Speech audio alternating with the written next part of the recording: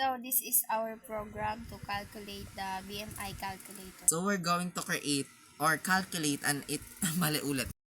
We're going to calculate and interpret a person body mass index or in short BMI using Turbo C language.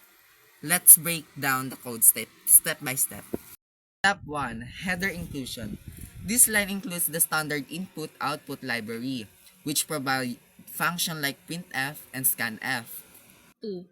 Variable declaration, which has three floating point variables are declared, which is weight, height, and BMI. The code prompts the user to enter their weight and kilograms and height.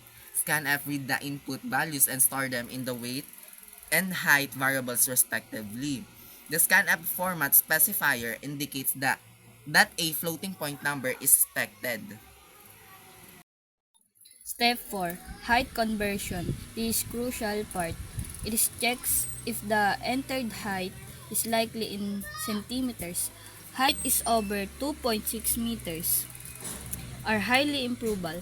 If so, it converts the height from centimeter to meters by dividing by 100.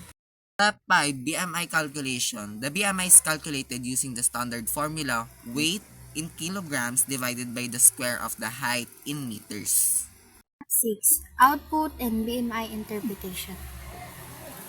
So printf BMI is equals to modulo 0.2f new line BMI. So if BMI less than 18.5 and BMI greater than 6.5, maglalagay ng printf.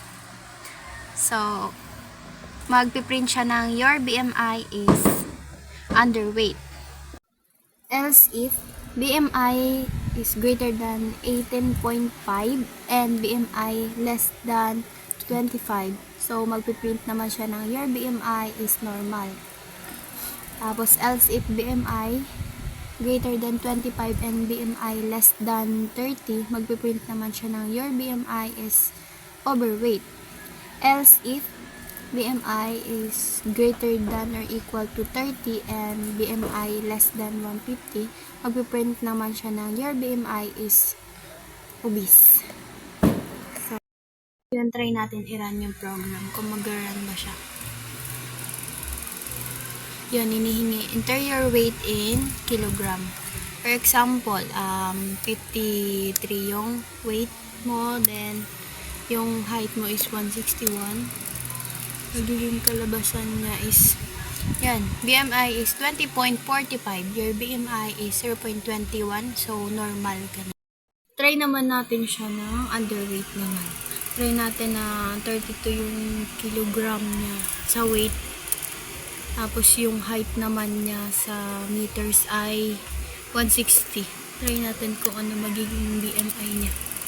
Yun, underweight daw yung BMI niya. Try naman natin yung overweight naman. Sa example, 70 yung ano niya. 70, tapos yung height naman niya is 156. Ayan, overweight ang kakalabasin niya.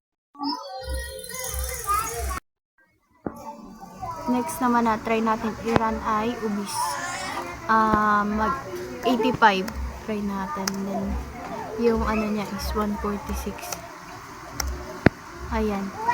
Yung BMI niya 39.88, tapos your BMI is obese.